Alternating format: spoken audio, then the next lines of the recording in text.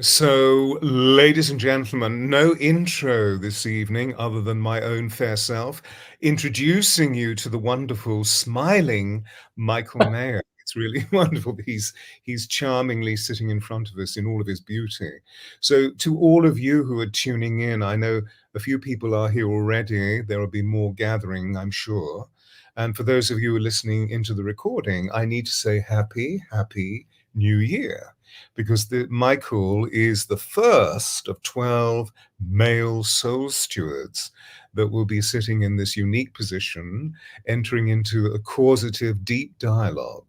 And for those of you who are new to this particular podcast, the whole point of this, the whole essence behind deep dialogues, is to move into a causative understanding of the new hierarchy of values that we're developing at this time of flux, the time of the great shift, so that we can lean into the creation of a brave new world. That's what it's all about. And so we have the wonderful Michael sitting with us. Let me just introduce you to him formally by sharing his bio. So Michael Mayo, interested in being... Yeah, so technically it would be pronounced Mayo if we were going to say it in my Hispanic heritage. So yeah, that would be the origins there. Hispanic origins. So there you are, ladies and gentlemen. He is an internationally respected medium, author, and astrologer, alongside, of course, all of his spiritual teaching. He brings a practical, grounded, and evidential style to all of his spiritual work. And Michael's passion for teaching and helping others discover their own unique spiritual connection has been brought into a unique creation called the Oakbridge Institute. The moniker, the website details we'll give to you in a moment. This is an online school that strives to raise the standard of mediumship and all psychic studies. Now, Michael is also an author, and his book, Spirit Speaks, you can easily find available through Amazon, but please don't go there now, stay with us. And this is a step-by-step guide to genuine spiritual communication. Now, Michael has been doing this for way over 20 years, working, that is, with the spirit world, and he has demonstrated his ability to connect with departed loved ones in both public demonstrations and, of course, through private sittings. By bringing messages of love and hope from the spirit world, his mission is to show that we, like love, are eternal. Welcome to you, Mr. Mayo. This is wonderful to have you here. And so, where did this all begin? I believe that you're actually a second-generation medium. Is that right? Second-generation astrologer. So first-generation medium, second-generation astrologer. So basically, when I was 18 years old, I was in massage therapy school, and one of our teachers had cards and crystals. And I thought, oh, that's pretty cool. I want to find a place where I can, get some of those things. I stumbled into this new age bookstore called Awakenings and met the owner, came back the next day, and there was a medium actually from the UK doing a demonstration. And he said, hey, you should go to this. And I said, okay, I've never been to it. What is that?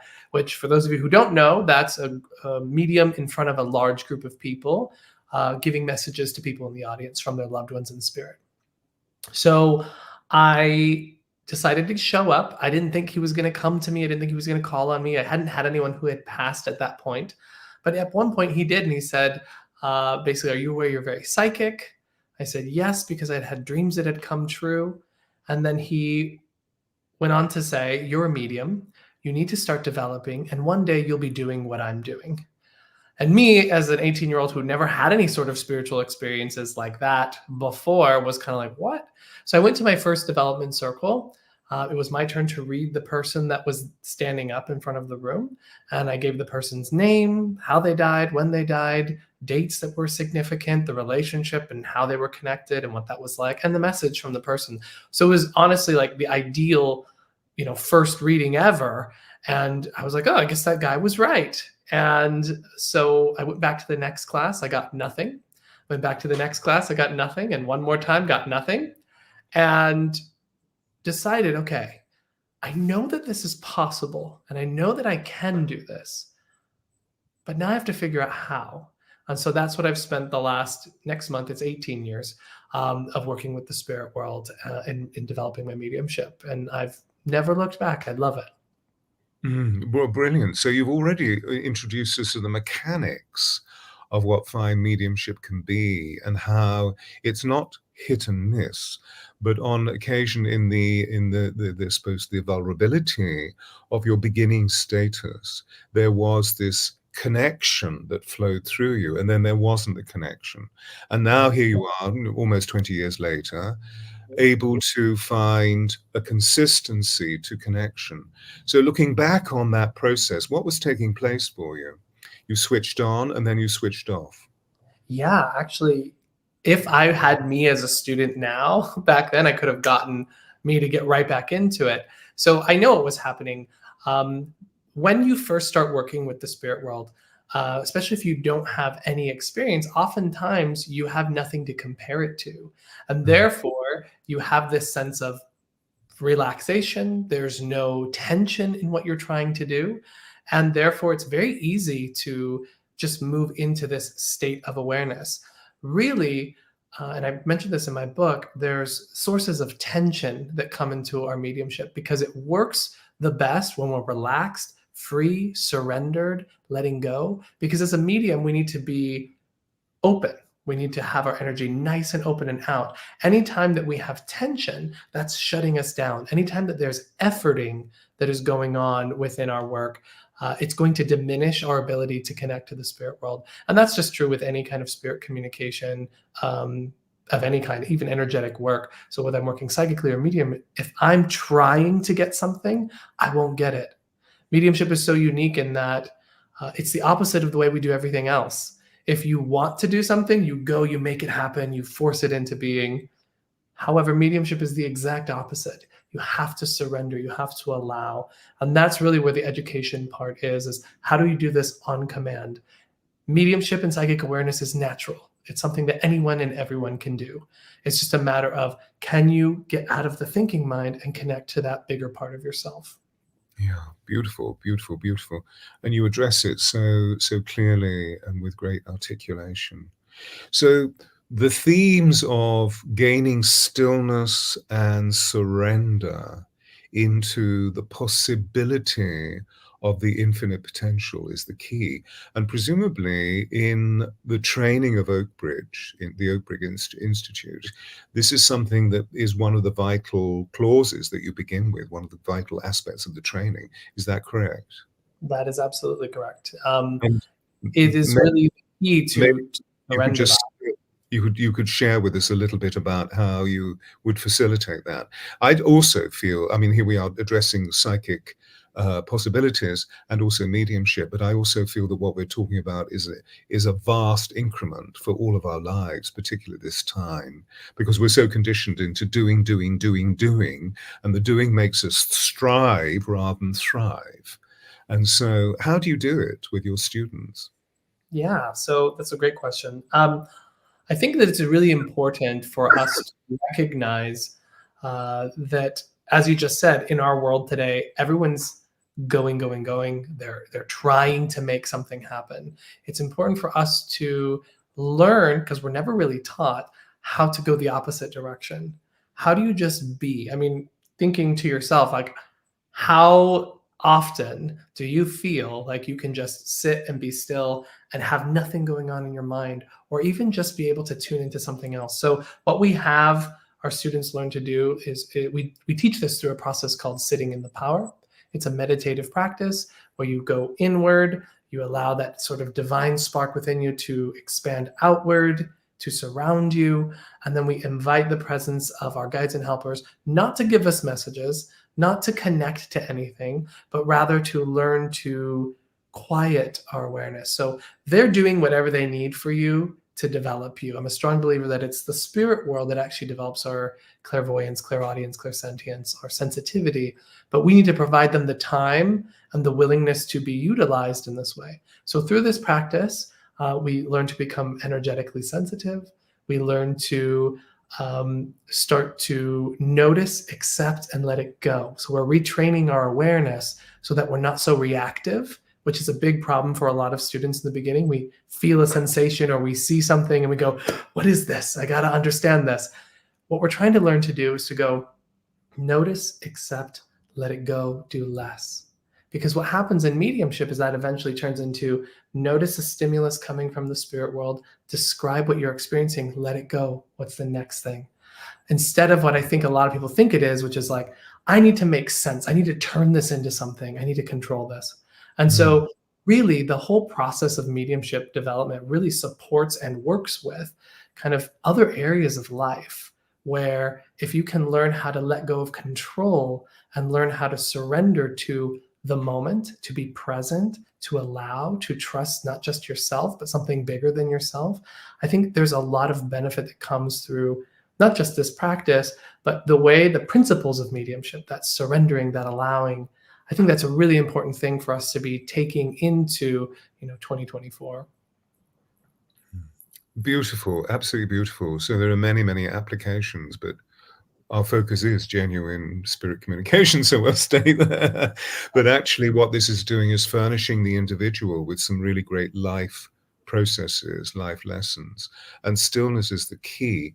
As you were describing it, and particularly moving inwards, as you were saying, into that point of stillness and centeredness, of really focusing into the quietude of what stillness is really all about, which I believe is the gateway into the spirit world. Then you spoke about opening out, and I gained the beautiful energy impression of expanding the field of one's consciousness and therefore broadening the bandwidth of one's whole energy field. Is that something that you would relate to? That's exactly correct. Yep. That is exactly how I would say that. So I think people think oftentimes that intuition and your intuitive sort of stuff is all here and like the crown chakra and third eye. And I'm a strong believer that that's not the case. It's here. This is the heart. We enter into the spirit through the core of our being. I like to call it the feeling plexus, somewhere between that solar plexus heart space. Opening that divine spark within you is basically externalizing that thing that exists within you so that your awareness moves away from just being here in the mind and now being included into this bigger field. And that's where we are aware of things. I like to think of it as an iris. Here's us normal day-to-day life. And then as we expand it, we just become aware of more of what's already there.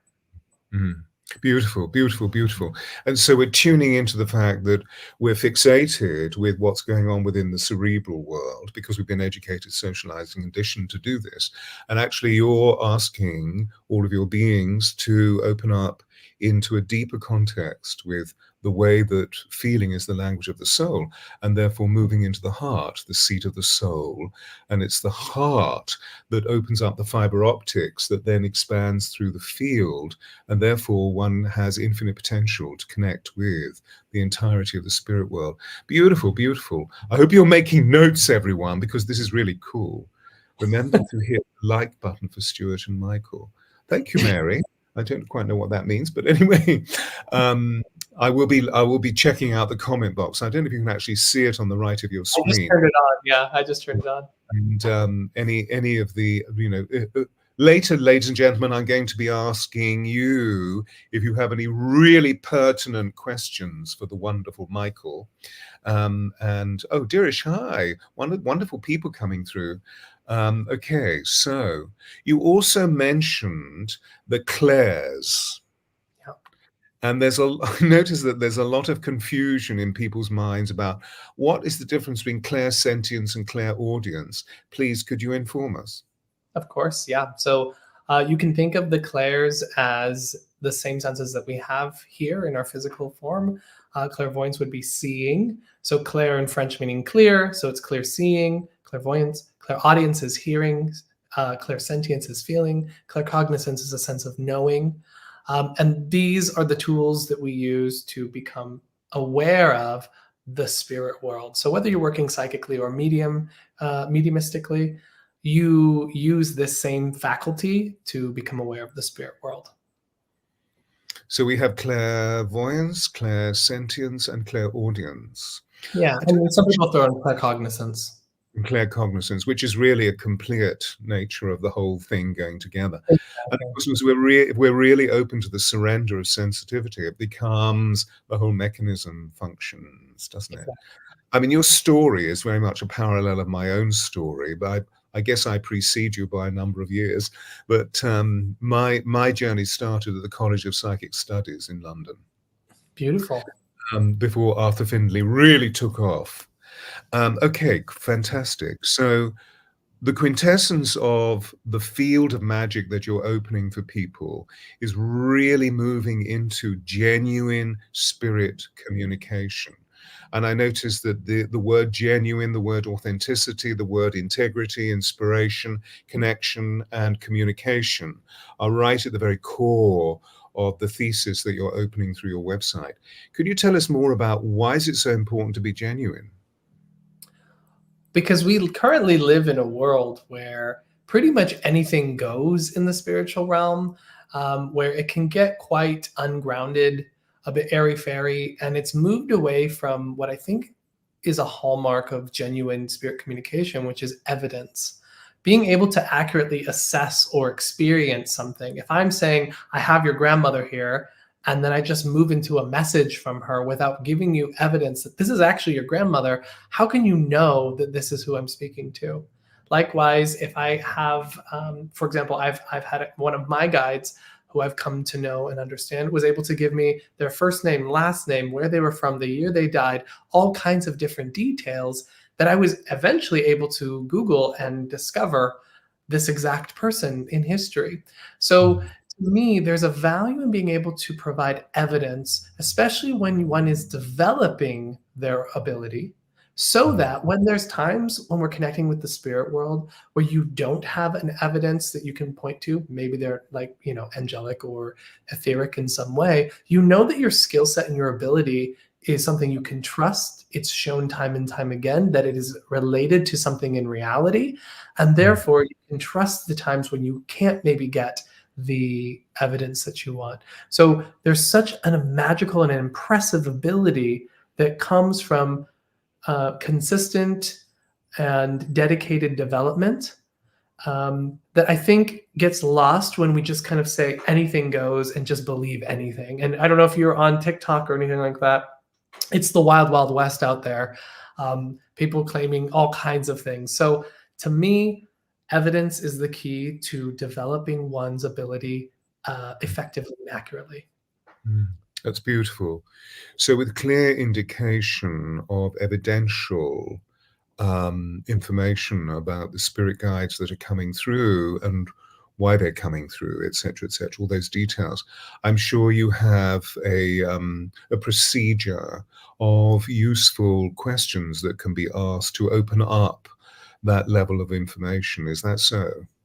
Well, interestingly, the way that I have been developed has been through learning how to follow the lead of the spirit rather than needing to ask. And so that's a really big component that I have taught all of my students, people who work with me, because what ends up happening is that if you kind of create a list of, you must say this and tell me this, tell me this, tell me this, tell me this, you're limiting the spirit communicator.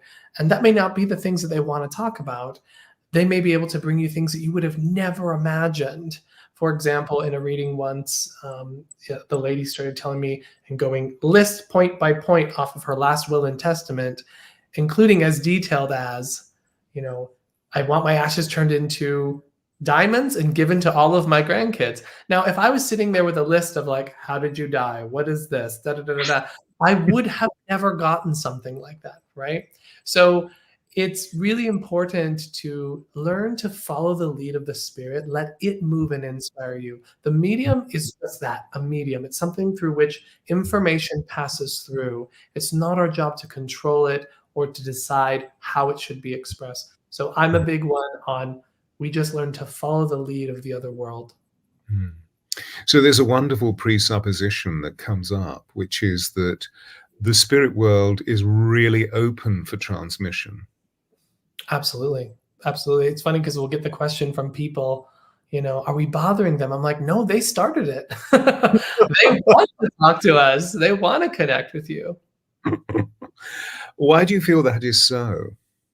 Yeah, I believe because in the illusion that we live in, which is that this is all we have and we are just this physical being, um, there is an importance to recognizing that you're so much more. And I think that that's why the spirit world wants to communicate with us. They want to help us recognize, hey, you're more than just this physical being.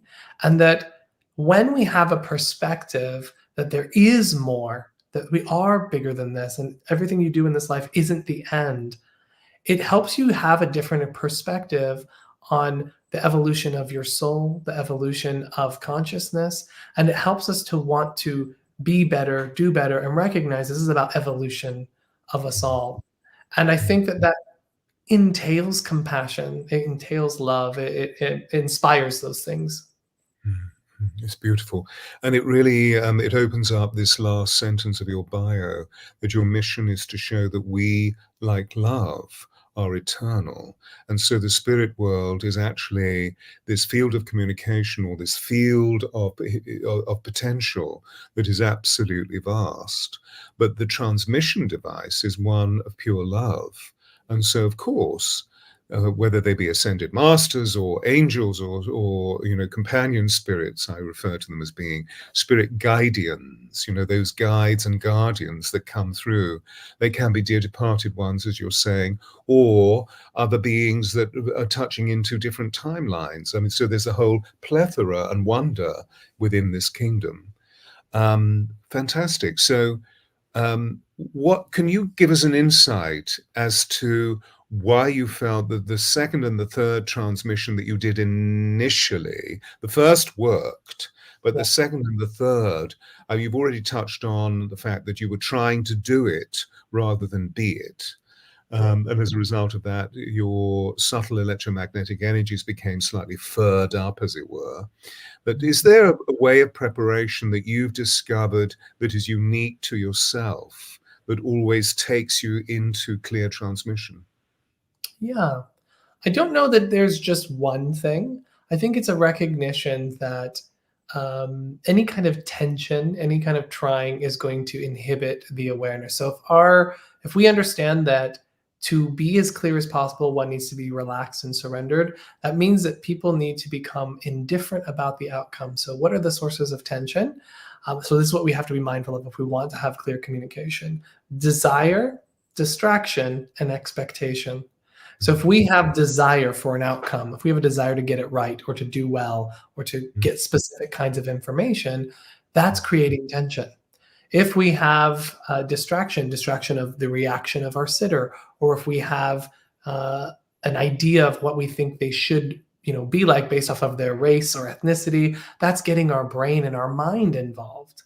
Um, Expectation is the belief that it should look or feel or be a certain way, and therefore we then try to make it that way. All of those things create tension in our work. And if we can put those things aside, if we can become indifferent about the outcome, if we can lean deeper into the spirit and sort of barely have any attention on the person sitting in front of us, and if we can treat each time as if it's the first time, every time, it keeps us flexible so that we can come to the spirit world basically as an empty cup and say, lead thou my feet, spirit, and let them take me where I need to go. Wow, wow. And when you look into the field of experience that you've had, um, I mean, this goes slightly against what you were just sharing with us, but when you look into that field and there is one particular experience that you had which supersedes in terms of its sensation process, is there a particular guide or quantity of force that came through that really surprised you with the enormity and the significance of what was being transmitted through you to whomever? I would say It's more through my own personal experiences outside of the sessions with individuals, because it's very unlikely that Aunt Carol's going to come through and bring through some sort of amazing life lesson. But what I would say is there has been times where I have sat for the spirit and sat for my guides, and the inspiration that has come through was particularly moving.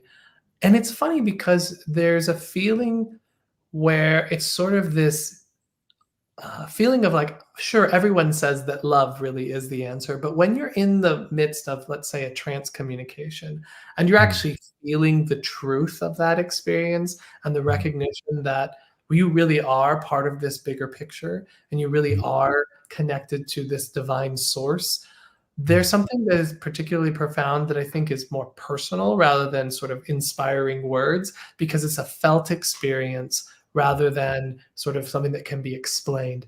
If I mm, told you the truths that come from the spirit world, you're going to say, well, duh, everyone knows that love is the center of everything. But mm, when you actually experience that sense of that eternity, of that complete and utter acceptance by all that is, by that greater force. I think mm, the felt experience, there are no words to describe what that is like. So I think mm, that's really the biggest thing that that a lot of people talk about in this world, is that really love is the answer. And our whole experience here is just a relationship of moving away and towards that sense of love. So whether that's mm, yourself or within relationship to others.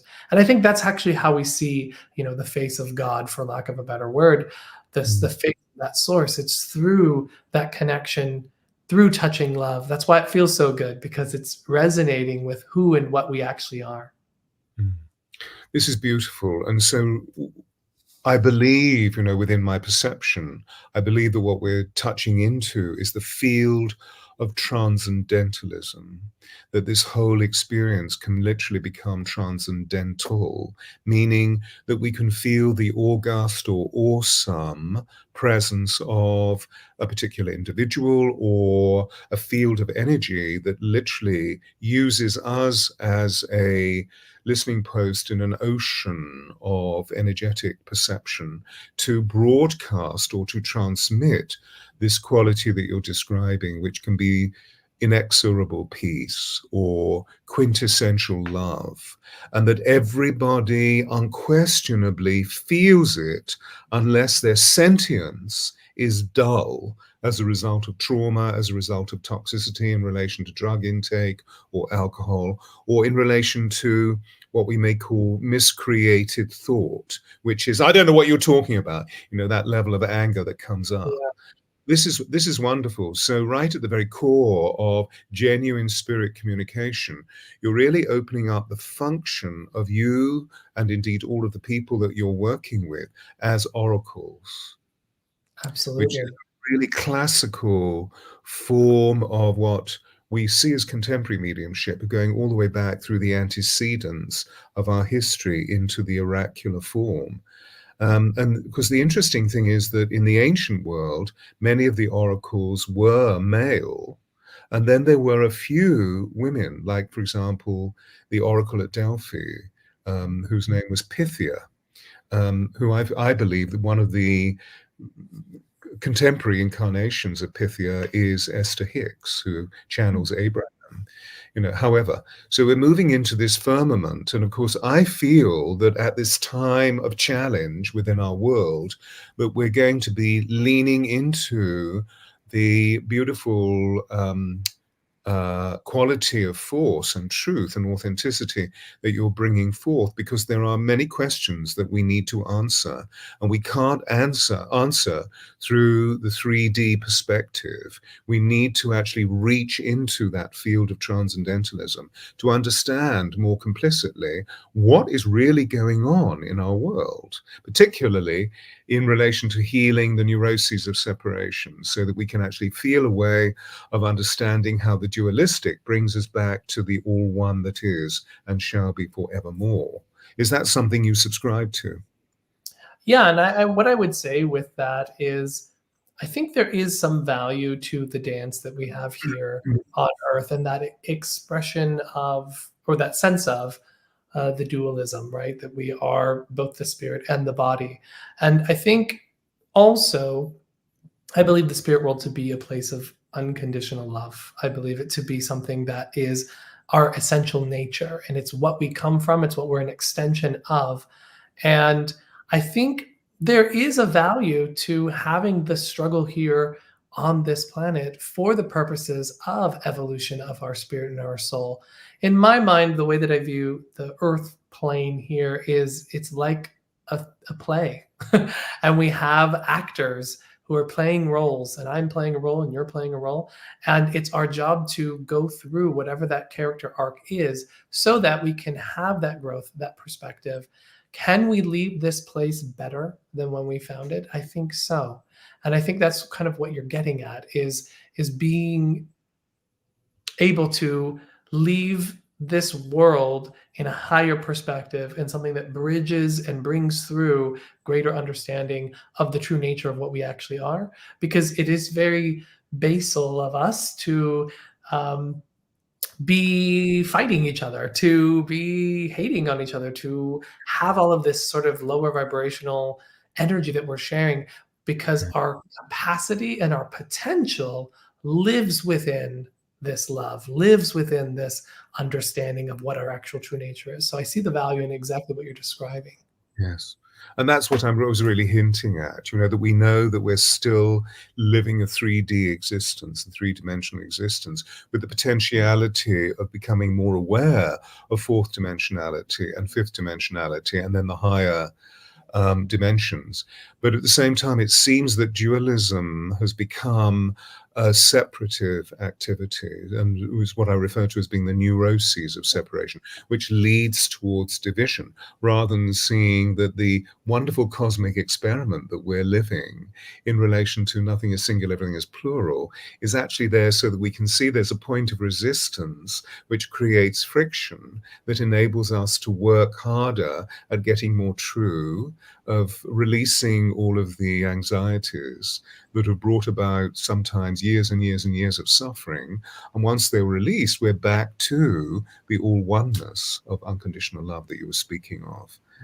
I love the way that you phrased it. And in fact, if I'm not going to embarrass you by saying, could you say that again? But the way that you phrased it was just so beautiful in relation to the nature of what this experience is really all about, which we don't often see within 3D. I know that you're also an astrologer, Mm-hmm. second generation astrologer. So that's fascinating because that's right up my street as well. Not that I would refer to myself as being an astrologer, but I lean into the heavens. In 1987, I met a group of 12 angels that I've been teaching for the last 37 years. And there are 12 of them. Some of them we know, of course, Michael, Uriel, Gabriel, and so forth.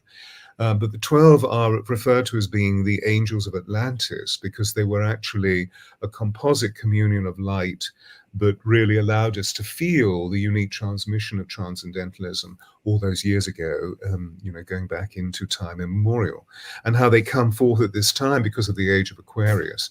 So I speak from the experience of how they prepared me through bringing me to a series of teachers on the path of life. When the student is ready, the masters come.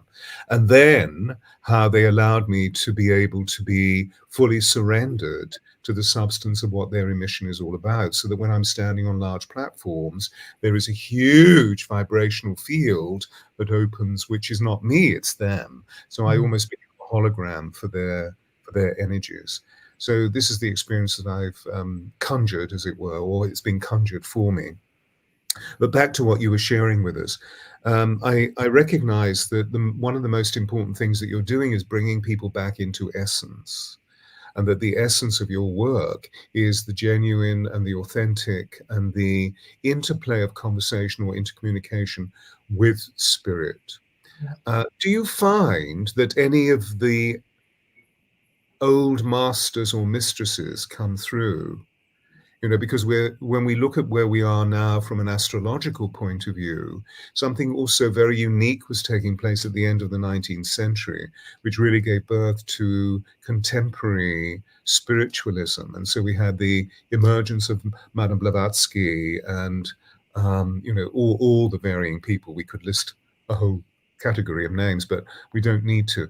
Do you feel that there is something particular happening here from an astrological point of view, particularly with the Plutonic energies coming through, that we can be aware of to help us get back to center, get back to truth, and get back to love is all there is? As somebody said to me today in session, is it as simple as that? That's what I was getting at earlier when I was saying, I could tell you what the answer is like that with love is all it is, but it's going to be like, unless you experience it yourself, it's difficult to wrap your head around. So it's interesting, my relationship to astrology. It's an interesting. I was taught in the traditional form of astrology. That was who I was taught by. I was taught by a traditional astrologer, and what he really imparted on me was this idea that astrology is related to the physical and it is related to the here and now. And if you want to move above and beyond the physical sort of outcomes of astrological transits and things like that, one needs to spiritualize the self. When you spiritualize the self, it's actually the thing that allows you to move above the chart rather than be kind of a slave to whatever is going to occur. Likewise, so my relationship to astrology is, if I'm speaking to the mundane world, if I'm speaking about the comings and the rising and falls of kingdoms and that sort of thing, that is ruled by astrology because it is here in this world. But if we're referring to like what we can do for ourselves to reach those higher awareness, we need to actually spiritualize and work on some of these principles that I teach more so in my mediumistic world, because that's actually what helps you to not be basically always impacted by the weather, the astrological weather. Now, us being on this earth and war times and things like that, and the things that are happening now plays a role with astrology. But what we can do on our side is, how do we respond? How do we react to these things so that we're actually adding more love, more positivity into the world, instead of being reactive to all of the comings and goings of political things and whatnot. Fascinating. And when you have clients coming to you, do you call them stewards or students rather, or clients, or would-bes? Clients would be the people I'm reading, and then students would be the people I'm teaching. Yeah. Have you ever met a student that has an extraordinary ability to interface with spirit, but actually has a degree of density within their beings, and therefore their lives are often quite more malfunctional? So we get this great divide. Is that something you've experienced? I mean, you saying that, I'm sort of laughing to myself, because it's not just students, it's anyone in this world of spiritual connection. Because I'm a strong believer, and I'll preach this from the mountaintop as much as I can, that your personal development and healing journey is one thing, and your spiritual connection and intuition and all that is another. And these two things should move together at the same time. What you often see, particularly with mediums, sorry to call out all my medium friends, but mediumship is often associated with people with a lot of trauma. So people who have experienced a lot of trauma at a young age spent their younger years having to sense and feel for danger, which made them predisposed to being able to be very sensitive. So many mediums that are particularly exceptional experienced a great amount of trauma when they were younger. So here they are being amazing in their connection in that way, but their personal development is a little bit left behind. And while this intuitive and spiritual awareness can inform this personal healing, there still needs to be active engagement on dealing with the things that they have. So what you just described, where their life is a little wonky and their intuition and their ability is quite good, is actually a classic medium sort of setup. So this is also why at the Oakbridge Institute, we have a course called Expansion, which is about becoming the whole medium, which both uses mediumistic principles and apply them to our personal life to help make that equal development of our personal self as well as our mediumship. Beautiful, beautiful. So apropos that particular observation, could you give us an example of someone that may have arrived, just obviously we will allow them to be resting in confidentiality, but just a sort of case study of where that's been so? Yeah, so I can think of some people where I know that their ability to be interpersonally connected with people is often, oh gosh, let me just go backwards here because actually now I'm thinking of an even better one. I know of people that exist in the world. I'm going to say people because I won't say them. That what comes out of their mouth is be love and light, be, connective, grow as people. And then knowing them personally, they can be quite selfish, self-centered, very egotistical, very fragile egos, and will cut people out for no reason, will just kind of wreak havoc on the relationships around them. But because of their status and who they are, they've managed to kind of keep people coming back to them. And so that's one of the things that I think has been the most difficult as a person growing up in my sort of mediumistic journey, is sort of the don't meet your heroes sort of things, where, you see people who you think are these, examples of a spiritual path. I mean, they write books and they talk and they're on TV and, all these sorts of things. And yet in their personal lives, it's nothing of the same. So my journey has been searching for people who actually, live the things that they say out loud. I point to one who I absolutely adore, Eileen Davies. I don't know if you know who she is, but she's a medium in the UK. And she is that. She lives her truth. She walks that walk. And she's an amazing, probably one of the best mediums we have that are living right now. And so to me, trying to find people who actually embody the principles that they speak has been a journey. But that's is why you see all over my website and everything, it's integrity, it's living, living to those core values. That's something that we try to bring to our students as well. So we're really seeing it's all about vibration, isn't it? And Absolutely. that feeling is the language of the soul. So if we're actually if we are able to radiate a feeling of great goodness, a feeling of unconditionality, a feeling of grave sensitivity and vulnerability and fragility in the delicate ways, in the gracious ways, in the grace-filled ways, that automatically we begin to embody the virtue and the verities of what this unique intercommunication is really all about between the seen and the unseen worlds. Dirish has asked a really interesting question in the comment box, which is, do you think staying more in tune with discernment develops claircognizance? Yeah, that is a good question.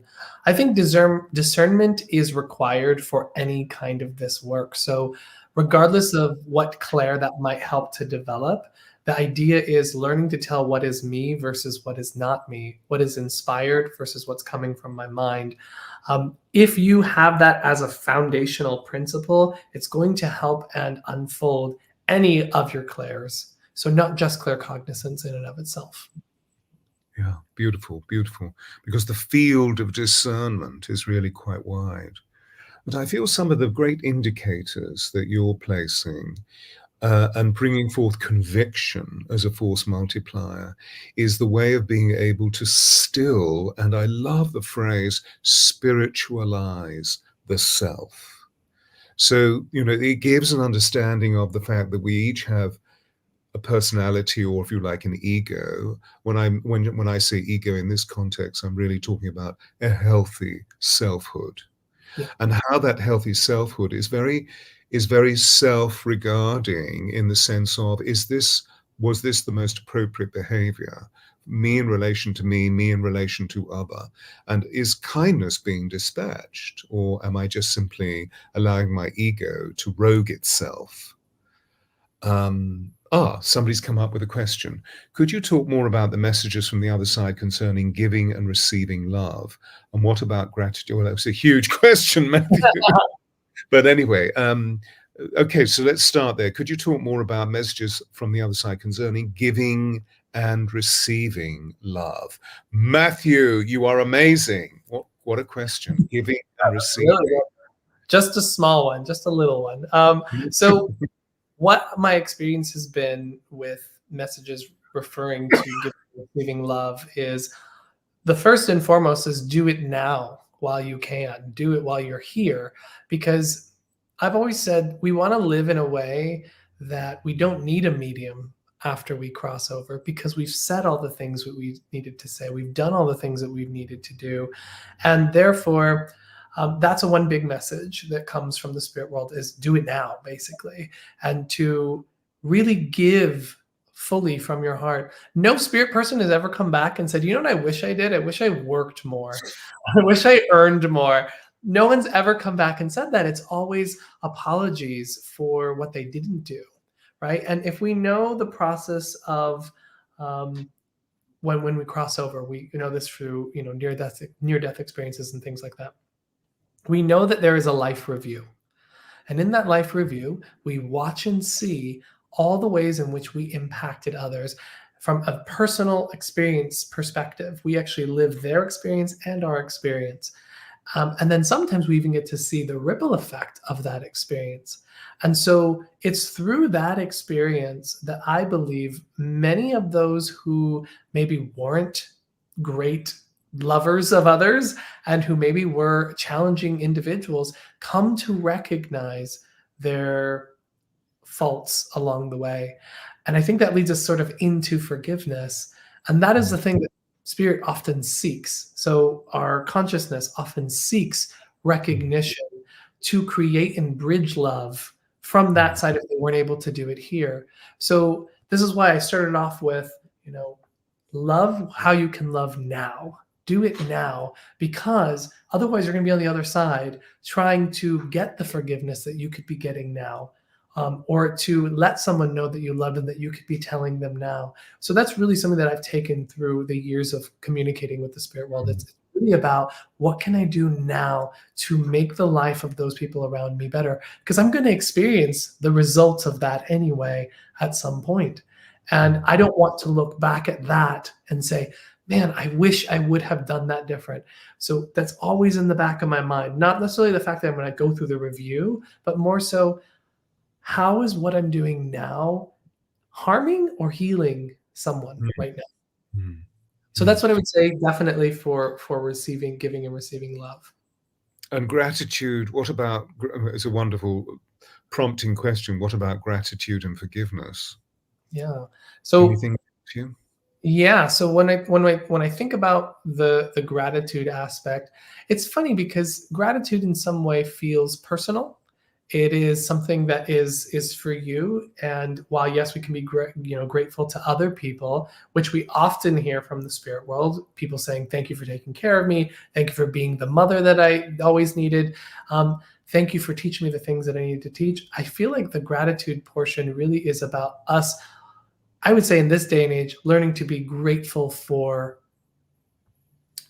ourselves here and now, right? Being grateful now, because once you're on the other side, folks, you're in a sea of beauty and love and peace. So a lot of these ideas of forgiveness and gratitude have more to do with our earthly lived experience than it does in the spirit world, because there is no judgment over there. There is no you've done X, Y, Z, and therefore punishment. You need to be forgiven. Once you're there, you've done all of it, and you're feeling that sense of peace and connected and wholeness. So those really apply for here. How do we discover and find ways to either forgive or be grateful for these moments? And one of the things that I think helps me really embody gratitude is the recognition of impermanence of this life.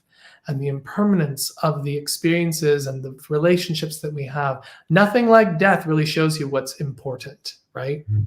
And so when we are experiencing the reality of impermanence here, at least the illusion, let's say that, the illusion of impermanence, it helps us to recognize that when things are good, be freaking grateful that they are good.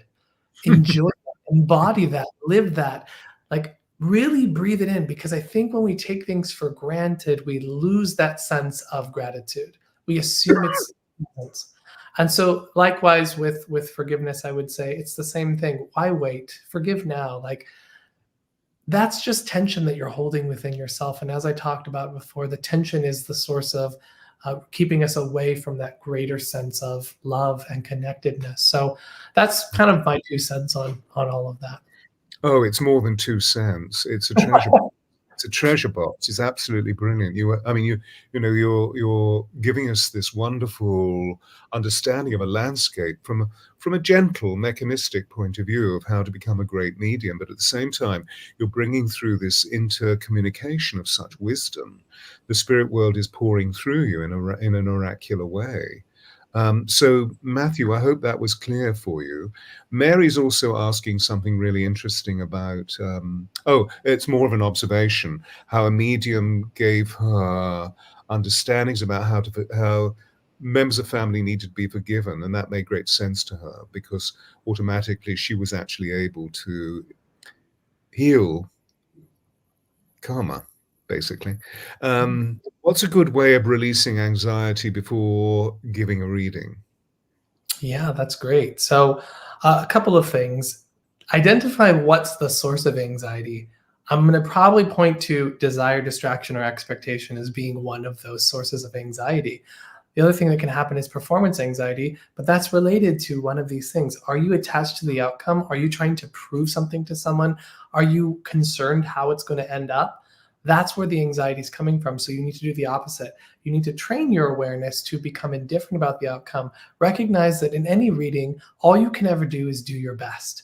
Oftentimes we have a sense of fear of failure, that we're going to not be good enough or whatever. You have to recognize that when you're doing this work, it's not coming from you. It's not a performance that you're doing. The worst that's going to happen is that you're going to get a no, or you're not going to be able to make a link that day. And the reality is that mediumship as its nature is inconsistent. Now, as a trained and developed medium, you're working to get that overall, trajectory to more consistency, but it is inconsistent by its very nature because human beings are a part of it. If I was a robot, I'd love it if you could stick a quarter in me and I can spit out your mother. That's not going to happen. So you need to recognize that sometimes it's going to work amazing and other times it's not going to be as strong, or maybe not at all. That's okay. So you really have to accept that just because, like, I'm not a football person, but I hear that there are kickers in football and they kick the ball and it goes to the field goal. Just because they miss a field goal, are they no longer kickers? No, they're still a kicker. So sometimes it's not going to work as well as you want it to. You have to learn to accept that. And the magical thing is when you learn to accept the nature of how mediumship works, it relieves the pressure off of you, which then makes it work better. So it's sort of this catch-22 is that when you can relieve the tension around what you want the outcome to be, that's usually the outcome you get because you let go and you're letting yourself be moved and inspired by the spirit world. Lastly, I would say recognize it's not you, it's the spirit that's bringing it to you. So your job as the medium, the only job of the medium, is to get out of the way. So you have to work to surrender and let go and allow, trust it. As my teacher, Eileen Davies says, your trust is the gift you give the other world. And that's a really important thing for mediumship. You have to be able to hand it over to them and do that free fall. That's the reality.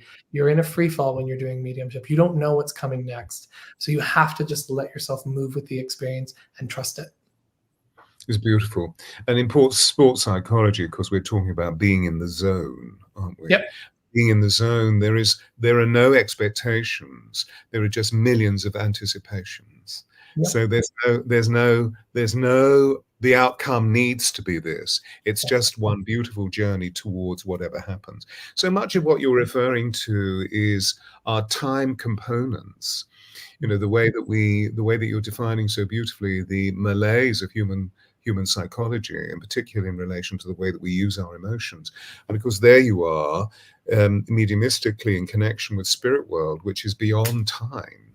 And so there aren't any of these time restraints, which I guess, I feel, I experience, is why the spirit world is so rich with unconditionality and the inclusivity of the all that is and shall be, because there aren't any time restraints. There is just eternal, infinitely unfolding creative possibility, full of love and joy. So belief, faith, and trust are these essential components of that. Michael, this has been the most amazing chat. Are there any other questions? Because time is running out. Question has a spec. Don't know what that means. What I'd love us to do in the last 2 minutes is just for you to share with us how people can get hold of you, and Ryan will then bring up websites onto the screen. Sure. So just because I know we touched into it earlier in our conversation, but if you can just take us back to your websites and so forth. Yeah. So all of my social media is Medium Michael Mayo. So whether you're on TikTok, did you get that, everybody? Medium Michael. Thank you, Ryan. That's it. So mediummichaelmayo.com is also my website. That's where you can book private sessions with me, as well as personal mentoring for mediumship, psychic development, those kinds of things. And then if you are interested in taking courses, going to circles that we run, I have an online school called the Oakbridge Institute, and that website is oakbridgeinstitute.org, that you can join us for. If you're interested in developing your mediumship or psychic awareness. We take you from the foundations of not being able to do anything to becoming a working medium. We just finished our first cohort that's taken the 2.5 year sort of process, and I am blown away by what those students can do now, which when I got them could do nothing. Didn't even know that they were mediumistic. They just took the class on a whim because they thought, oh, why not? And now they get names, they get dates, they get specifics. It's incredible. So I know that what we've put together, myself and my colleague medium Megan Elisa, we put together something that is so powerful and that truly teaches you genuine spirit communication. Lastly, you can find my book on Amazon. It's called Spirit Speaks. And you can also get that at llewellyn.com. So yeah, that's how you can get in contact with me. Amazing, amazing. Michael, this has been such a joyous and wonderful hour. So on behalf of everybody, and somebody's already written this in the chat box. Christine wrote, Michael truly is a loving, generous soul. So I say to you, well done, because you're really embodying the whole nature of what you're teaching and what you're living, which is absolutely exquisite. And the most important thing is that we can feel it vibrating through every cell of your body. So I know that you're not bullshitting us. Absolutely amazing. So on behalf of all of you, ladies and gentlemen, please do go back and listen to the recording, because the gems that Michael has expressed are just so iridescent, with not just simply about genuine spirit communication, but actually about how to live our lives as spiritual beings, having a human experience, and how to weather the storm of what's going to be taking place throughout the great changes of this year. Our way into sanctity is to tune into the spirit world. So get still. And Michael, thank you so much. Please stay where you are for a moment while we close down, because I'd love to share something with you as well. Bless you, everybody. Namaste, namaste, namaste. See you next week.